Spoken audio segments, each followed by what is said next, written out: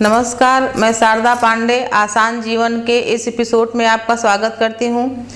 जैसा कि पिछले कड़ी में भगवान शिव जी के पूजन के बारे में मैं आपसे बताई हूँ, अगली कड़ी में भगवान श्री हरि विष्णु जी के पूजन के बारे में कुछ चर्चा करना चाहती हूँ। जैसे कि भगवान श्री हरि विष्णु जी के पूजन में चावल का अक्षत नहीं चढ़ता है, ये सभी जानते हैं। भगवान श्री हरि विष्णु जी के पूजन में या जो व्रत नहीं कर सकते एकादशी का, वो एकादशी के दिन चावल नहीं खाते हैं। और दूसरे दिन द्वादशी के दिन हम चावल का दान भी नहीं करते हैं। बाकी सब चीज़ों का दान करते हैं, पर चावल का दान इसलिए नहीं करते कि वो एकादशी का व्रत रहता है। तो भगवान श्री हरि विष्णु जी के पूजन में हम किसी प्रकार से चावल का कहीं भी उपयोग न करें। जैसे कि हम कलश में कटोरी रख के उस पर चावल भर देते हैं, उस पर दीपक जलाते हैं, तो हम उस कटोरी में चावल की जगह गेहूँ, जौ या सफ़ेद तिल या चने की दाल कुछ भी रख सकते हैं, पर चावल नहीं रखना चाहिए। और भगवान श्री हरि विष्णु जी के जो अक्षत चढ़ाते हैं उसमें भी हम चावल, गेहूँ या सफ़ेद तिल को इस्तेमाल कर सकते हैं। जब हम अपने घर में इन सब पूजा में भगवान श्री विष्णु जी के पूजन में चावल इस्तेमाल नहीं करते हैं, तो जो हम महापूजा कराते हैं, घर में सत्यनारायण जी का पूजा कराते हैं, तो शालिग्राम को साक्षात भगवान श्री हरि विष्णु ही माना जाता है। तो हम उस पर चावल का अक्षत क्यों चढ़ाते हैं, ये सबसे बड़ा प्रश्न है।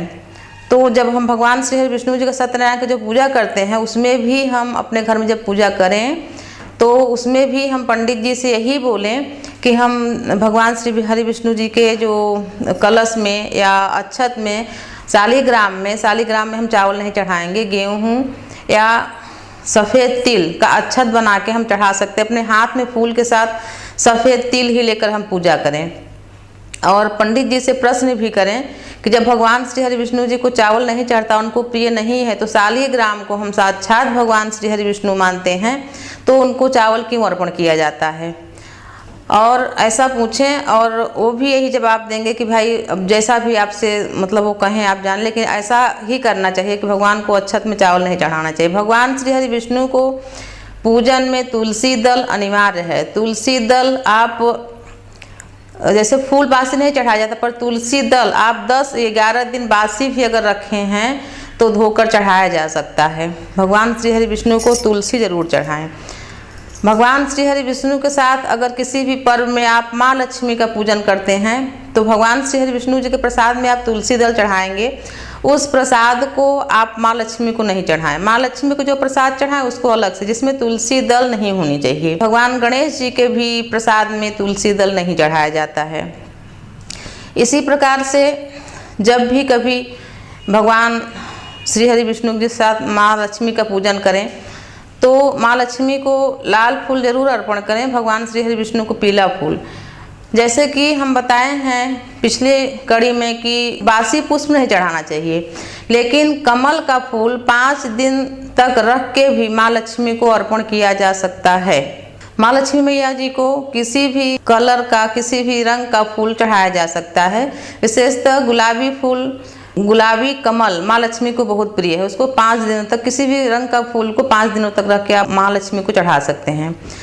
भगवान श्री हरि विष्णु जी के पूजन में केला चढ़ाना जरूरी होता है। केले का जो पत्ता होता है चारों तरफ लगा के और उसका मंडप बना के उसमें भगवान श्री हरि विष्णु जी का पूजन किया जाता है। कलश में जब हम हल्दी, कुछ पैसे और उसके साथ में चावल डालते हैं भगवान के पूजन में, तो उसमें भी आप चावल मत डालिए, आप तिल, गेहूँ भी कुछ भी डाल सकते हैं भगवान श्री हरि विष्णु जी के पूजन में।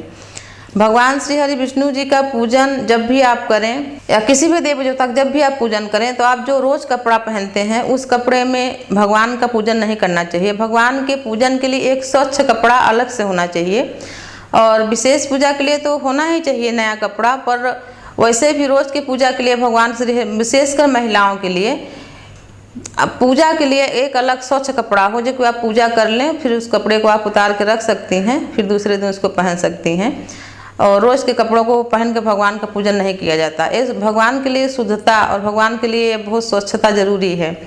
भगवान श्री हरि विष्णु का पूजन, वैसे तो एकादशी का व्रत भगवान श्री हरि विष्णु के लिए होता है, जो कि साल में माताएं बहनें करती हैं। अगर आप साल का पूजन, पूरे साल का पूजन नहीं कर सकते एकादशी का, तो भीमसेनी एकादशी आती है जो कि ज्येष्ठ मास में पड़ती है। तो उस एकादशी को आप एक दिन निराजली अगर व्रत कर लेती हैं तो पूरे साल भर के एकादशियों का आपको पूरा पुण्य फल मिलेगा। उस एकादशी का ये विधान है कि आप कहे कि गर्मी बहुत रहती है तो आप पूरे दिन निराजल रह सकती हैं व्रत को, और सूर्य डूबने के बाद आप एक बार जल पी सकती हैं। इस महा एकादशी भीमसेनी एकादशी के नाम से जानी जाती है। इसमें आप जल ग्रहण कर सकती हैं सूर्य डूबने के बाद, जो कि आपको साल भर की जितनी एकादशी पड़ती हैं वो सब का फल मिलेगा। और दूसरे दिन दान पुण्य करिए, उसमें चावल दान मत दीजिए। एकादशी व्रत रहने से एक दिन पहले भी चावल नहीं खाया जाता है, ऐसा विधि है। भगवान श्री हरि विष्णु के पूजन में जो भी आप प्रसाद चढ़ाएं वो भगवान श्री हरि विष्णु को, जैसे कि चने की दाल का जो मतलब बेसन का लड्डू है, और ऐसे ही और जो भी मिष्ठान हैं या जो भी फल हैं, केले हैं, ये सब आप उनको भोग अर्पण करिए। रोज़ का जो पूजा होता है उसमें हम जब भी पूजा करें तो सिर को ढक के पूजा करें, वो चाहे आदमी हो या महिला हो, सिर को ढक के ही पूजा करें, सिर को खोल के पूजा नहीं करना चाहिए। और आप पूजा करने के बाद दक्षिणा जरूर चढ़ाएं, 1 रुपये का सिक्का, 2 रुपये का सिक्का, जो भी हो, रोजाना दक्षिणा चढ़ाएं। वो दक्षिणा जब आपके यहाँ एकत्रित हो जाए, किसी भी ब्राह्मण या किसी भी मंदिर में जाके दान दे दें। दक्षिणा रोज चढ़ाएं। भगवान को भोग भी रोज लगाना चाहिए, थोड़ा सा कुछ भी मिश्री या कुछ भी काजू या कुछ भी आप घर में रखिए। भगवान को भोग में स्वच्छ और ताज़ा जो भी चीज़ है आप प्रसाद में जरूर चढ़ाइए भगवान को। ये घर का पूजा का विधान है। विशेष पूजा में जो माँ लक्ष्मी का पूजा दीपावली में होती है, और जो पूजा होती है भगवान श्री विष्णु का पूजा होता है, जो भी भगवान श्री गणेश जी का पूजा जो अभी तीजा के बाद आने वाला है, ये सब पूजा विशेष पर्व हैं, जिसमें कि